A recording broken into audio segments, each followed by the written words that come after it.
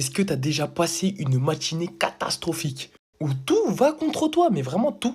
Oui, non, je m'en fiche, parce que c'est mon anecdote. Alors prends ton verre d'eau et écoute. L'histoire, elle commence le jeudi soir, ok? Qui dit jeudi soir, dit vendredi matin le lendemain. Le vendredi matin, le lendemain, j'avais un contrôle en histoire, ok? Et vraiment en première heure, avec ma prof principale en plus, très important, qui me déteste, encore plus important. Mais le jeudi soir, ma grand-mère a fait un repas chez elle. Voilà, bah je peux pas le louper parce qu'il y a tout le monde, il y a tout le monde. Alors moi je me dis je ne peux pas le louper, quitte à dormir en retard. Bref, résultat des courses, on finit le repas, il est 1h30. Enfin non, on le finit pas, mais tu connais, les Arabes, le mec mélange tout.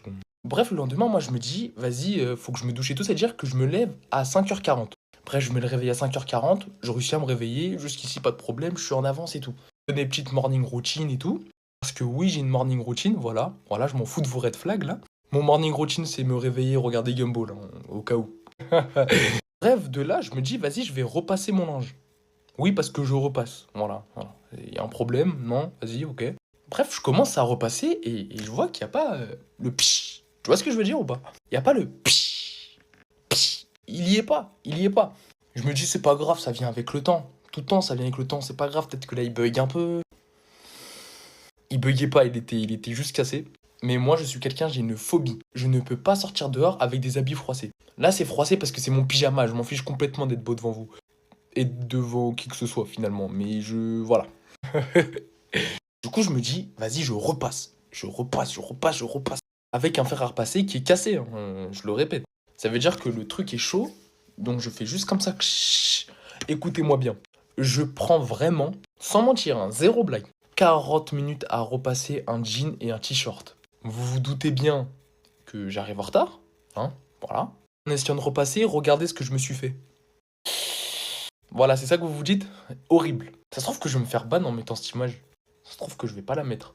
Bref, ici j'ai une grande cicatrice au cas où si je l'ai pas mise. Voilà. Voilà, je sais pas si vous la voyez. Mais horrible. Du coup, je me dis, c'est pas grave. J'ai raté mon bus, je prends le prochain, c'est pas grave. Du coup, je me remets sur le canapé et je regarde Gumball. Je me dis, c'est pas grave, au moins j'ai encore mon téléphone, je me pose sur le canapé, je prends mon petit déj. Deuxième petit déj. Bref, je sors dehors, il fait super chaud. Voilà, c'est exceptionnel, il fait chaud. Mais je me dis, je suis en retard pour le contrôle. Alors, la prof, elle va me tuer, surtout qu'elle m'aime pas. Écoutez-moi bien. J'arrive presque à l'arrêt de bus et là, je vois le bus, il fait comme ça devant moi. Il est à 2 doigts de venir devant moi. Et là, il y a une policière. Alors, je lui dis, madame, s'il vous plaît, mettez-vous à l'intersection et arrêtez le bus, s'il vous plaît. Voilà, coup de poker. Coup de poker. Elle arrête le bus, elle me fait monter. Bah, c'est carré, tu vois, j'ai mon casque, j'ai ma musique, je suis tranquille. Tout d'un coup, j'entends plus de musique dans mon casque. Je me dis, ah, peut-être ça bug. Peut-être ça bug. Je regarde mon téléphone, je vois pas de signal. Pas de signal. Alors j'éteins complètement mon téléphone. J'essaye de le rallumer, mais là il y a un truc que mon téléphone il fait pas d'habitude. C'est d'avoir un écran tout gris. Ok? Mon téléphone il était tout gris. Et je voulais péter un câble, ok? Je voulais péter un câble. Il y avait pété un câble et je voulais péter un câble. Je ne rigole pas.